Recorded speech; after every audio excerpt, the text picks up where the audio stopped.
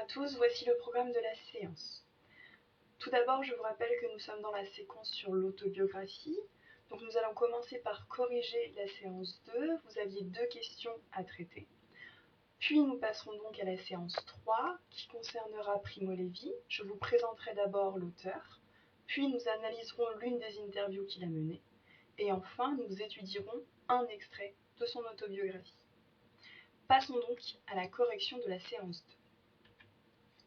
Vous voyez ici 2 propositions de réponse. Il ne s'agit pas de les recopier entièrement, mais de percevoir les éléments importants, c'est-à-dire les éléments attendus, pour parvenir à formuler des réponses complètes. La question 1 vous demandait, en vous appuyant sur les caractéristiques de l'autobiographie, prouvez que ce texte est autobiographique. Pour cela, il fallait mettre en avant le fait que l'auteur, le narrateur et le personnage de l'histoire étaient une seule et même personne, et que cette personne s'exprimait à travers la première personne « je fus victime ». Que dans l'extrait, vous pouviez percevoir des passages d'analyse des sentiments à l'intérieur du récit. Que le narrateur allait donc porter un regard rétrospectif sur la situation. Donc l'adulte considère la situation de l'enfant. Il porte un regard qui fait un retour en arrière. Pour cela, 2 temps sont majoritairement présents, le passé simple qui est le temps du récit au passé, et le présent d'énonciation, qui est le temps qu'utilise l'auteur pour exprimer ce qu'il pense au moment de l'écriture. On va aussi retrouver le champ lexical du souvenir, mais aussi le fait que le narrateur insiste sur sa sincérité. Pour la question 2, on vous demandait pourquoi Michel Leiris raconte-t-il cette anecdote personnelle. En effet, il s'agit d'un souvenir intime, tout à fait personnel, donc il convient de se demander pourquoi il aurait une place importante dans une autobiographie.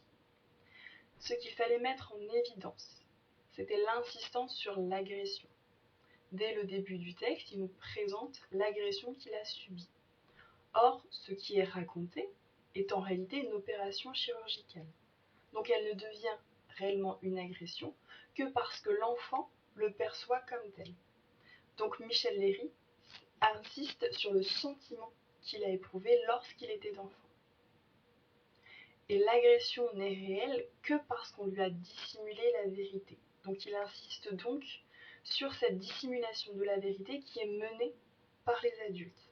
Ce qui conduit le narrateur à montrer qu'il perd confiance dans la parole de l'adulte, puisque les adultes lui ont menti. Et cette perte de confiance a déterminé toute sa vision du monde par la suite. Toute ma représentation de la vie en est restée marquée. Il ne s'agit donc pas du simple récit d'un souvenir anecdotique, mais de l'analyse d'une vision du monde construite autour d'un traumatisme d'enfance. Pour faire le parallèle avec Rousseau, le texte dans lequel Rousseau raconte sa première expérience d'injustice, ce récit est important parce qu'il construit la vision, la perception du monde qu'aura l'adulte plus tard. Voici pour la correction de la séance 2. Vous pouvez faire pause afin de prendre quelques notes et nous allons donc arriver à la séance 3. Séance 3, une histoire dans l'histoire. Objectif, s'interroger sur la relation entre l'histoire de soi et l'histoire du monde. En effet, nous avons défini l'autobiographie comme le récit que quelqu'un fait de sa propre existence. Néanmoins, nous sommes toujours des individus historiques qui existons dans un monde donné. Donc il va s'agir de s'interroger sur le rapport entre les événements que nous vivons et l'histoire du monde avec un grand H. Pour cela, on va commencer par une activité de présentation. Je vais donc vous présenter l'auteur qui va nous occuper, à savoir Primo Levi. Faites pause dans la vidéo afin de noter le titre, l'objectif et l'activité. Primo Levi est un juif italien né en 1919 à Turin. Il suit des études de chimie, mais a de grandes difficultés pour trouver un directeur de thèse, car le fascisme et l'antisémitisme se développent fortement en Italie à partir des années 30. Il obtient néanmoins son diplôme de fin d'études en 1941. En 1943, il rejoint un groupe de résistants italiens qui fut infiltré par un agent des forces fascistes. Le groupe est arrêté et exécuté en décembre 1943. Mais Primo Levi n'est pas fusillé et déclare sa condition de citoyen italien de race juive. Il est donc transféré dans un camp d'internement des Juifs à Fossoli, où il reste 2 mois avant d'être déporté en février 1944 à Auschwitz, dans le camp de concentration. Il est alors âgé de 24 ans. Le camp d'Auschwitz sera libéré par les Russes le 27 janvier 1945. En 1963, il publie La Trêve, qui raconte son retour en Italie après la libération du camp. Et en 1964, il publie Si c'est un homme, texte autobiographique dans lequel il raconte sa vie dans le camp. Soigné pour une dépression depuis le début des années 60, Primo Levi est retrouvé mort en avril 1987. La thèse du suicide a été privilégiée par le médecin légiste. À présent, notez cette question. Qu'avez-vous retenu de cette présentation ? Recopiez la question dans le cahier et répondez-y. Faites pause dans la vidéo afin de pouvoir construire votre réponse. Passons à l'activité 2. Dans cette partie, vous allez découvrir l'interview qu'a réalisée Primo Levi peu de temps avant son décès. Notez le titre de l'activité ainsi que la question. Que pensez-vous des images choisies pour illustrer l'interview ? Justifiez votre réponse. Découvrons donc cette interview. Somebody who told about concentration gas chambers was obliged to keep silent. It was indecent.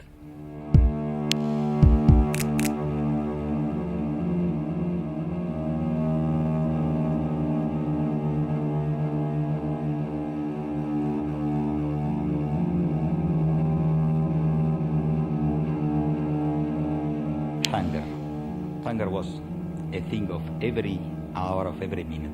Every bit of strength remaining in you is intended to get, in every possible way, something to eat, something more to eat. Everybody had to fight his battle alone, not only against the camp, but against the comrades themselves. And it was extremely demoralizing. To be compelled to watch your bit of bread from it being stolen away from your neighbor in the bunk. This was terrible. This was the most unexpected shock we received entering the concentration camp. More or less consciously, we hoped in finding at least a solidarity among comrade prisoners, but it was not so. Everybody was the enemy of the other. It was extremely rare to be able to have a friendship. I did so. My need for a human contact was so strong that I succeeded in having some friends in concentration camp. And this was no doubt a factor of survival for me. But generally it was not so. One of the reasons of solidarity missing was the general incomprehension. Many inmates, Jews speaking Yiddish, Polish, or Hungarian, or French, or Dutch, it was an ocean of incomprehension. At the beginning of January 45, I had scarlet fever, in fact, and I was obliged to go to the surgery. 2 days after that, the Germans cleared the camp. That is, they obliged everybody being able to walk to go away. It was a terrible journey. I learned about that much later. 1/2 of walking people were killed. They died from starvation, or they were killed by the SS because they couldn't walk any longer. We sick people, salvation was provoked by a bombardment. The first night, many barracks went into fire. Perhaps the Germans thought the camp was completely destroyed and they went away. So we remained 10 days between the departure of the Germans and the arrival of the Russians, alone, without anything to eat naturally, with our maladies, but we were not killed.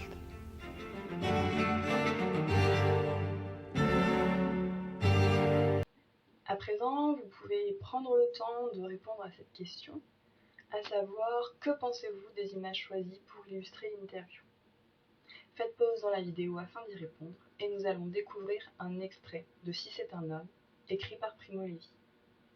Passons donc à l'activité 3. Activité 3, analyse d'un extrait. Vous retrouverez ce document ainsi que l'ensemble des questions sur Pronote. Je vais d'abord commencer par lire le texte. Octobre 1944. Nous avons lutté de toutes nos forces pour empêcher l'hiver de venir. Nous nous sommes agrippés à toutes les heures tièdes. À chaque crépuscule, nous avons cherché à retenir encore un peu le soleil dans le ciel, mais tout a été inutile. Hier soir, le soleil s'est irrévocablement couché dans un enchevêtrement de brouillard sale, de cheminées d'usines et de fils. Et ce matin, c'est l'hiver. Nous savons ce que ça veut dire, parce que nous étions là l'hiver dernier, et les autres comprendront vite. Ça veut dire que dans les mois qui viennent, 7 sur 10 d'entre nous mourront. Ceux qui ne mourront pas souffriront à chaque minute de chaque jour, et pendant toute la journée, depuis le matin avant l'aube jusqu'à la distribution de la soupe du soir. Ils devront tenir les muscles raidis, en permanence, danser d'un pied sur l'autre, enfuir leurs mains sous leurs aisselles pour résister au froid. Ils devront dépenser une partie de leur pain pour se procurer des gants, et perdre des heures de sommeil pour les réparer, quand ils seront décousus. Comme on ne pourra plus manger en plein air, il nous faudra prendre nos repas dans notre baraque, debout, sans pouvoir nous appuyer aux couchettes, puisque c'est interdit, dans un espace respectif de quelques centimètres carrés de plancher. Les blessures aux mains se rouvriront. Et pour obtenir un pansement, il faudra chaque soir faire la queue pendant des heures, debout, dans la neige et le froid. De même que ce que nous appelons faim ne correspond en rien à la sensation qu'on peut avoir quand on a sauté un repas. De même, notre façon d'avoir froid mériterait un nom particulier. Nous disons faim, nous disons fatigue, peur et douleur, nous disons hiver. Et en disant cela, nous disons autre chose. Des choses que ne peuvent exprimer les mots libres, créés par et pour des hommes libres qui vivent dans leur maison et connaissent la joie et la peine. Si les lagueurs avaient duré plus longtemps, ils auraient donné le jour à un langage d'une âpreté nouvelle, celui qui nous manque pour expliquer ce que c'est que peiner tout le jour dans le vent, à une température en dessous de 0, avec pour tout vêtement une chemise et un pantalon de toile, et dans le corps la faiblesse et la faim, et la conscience que la fin approche. Donc voici l'extrait sur lequel nous allons travailler, et vous devez répondre aux 3 questions qui sont indiquées. Vous pouvez faire pause dans la vidéo et travailler par vous-même sur ces 3 questions, ou attendre des indices. Commençons par la question 1. Quelles remarques pouvez-vous faire concernant l'utilisation des temps verbaux? Pour cela, il faut analyser les temps qui sont le plus présents dans l'extrait et repérer leur valeur, c'est-à-dire leur emploi. Pourquoi l'auteur a-t-il choisi d'utiliser ces temps plutôt que d'autres? Voici ce qu'il y a à repérer.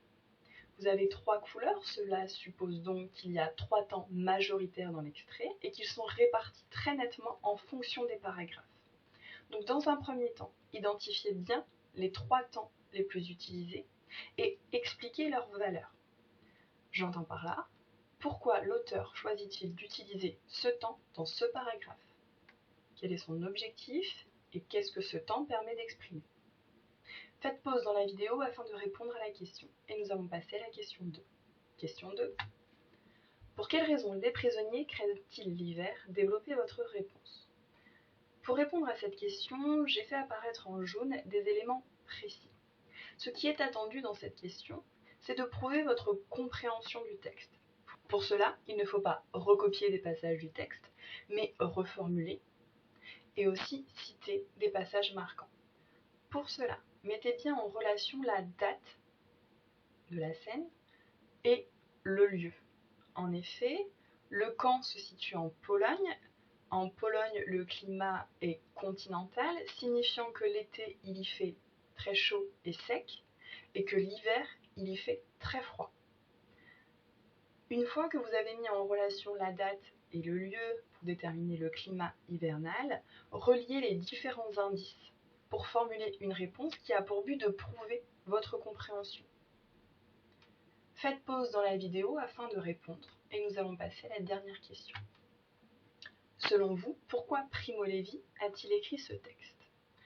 Tout d'abord, un rappel méthodologique. Lorsqu'une question commence par « selon vous », ce qui est attendu est l'expression d'un point de vue personnel. Mais attention, encore une fois, il ne s'agit pas de se limiter à un avis, à un point de vue. Il faut encore l'argumenter, le développer. Pour cela, respectez bien les étapes suivantes. Vous formulerez votre avis personnel, vous le justifierez grâce à des arguments précis, et ces arguments, vous les prouverez grâce à des éléments du texte. Ces 3 étapes doivent être respectées pour que votre réponse soit complète. Maintenant, voici quelques indices qui peuvent vous aider à construire votre réponse. 2 éléments peuvent être analysés. Tout d'abord, dans la partie en jaune, je vous conseille d'analyser plus précisément le choix des mots et le sens que l'auteur donne à ces mots. Puis, dans les éléments en vert, je vous demanderai de réfléchir sur les destinataires réels du livre et donc sur l'intention de l'auteur. Faites pause dans la vidéo afin de répondre à cette question. Notre séance est à présent terminée. N'oubliez pas de déposer votre copie sur Pronote. Au revoir.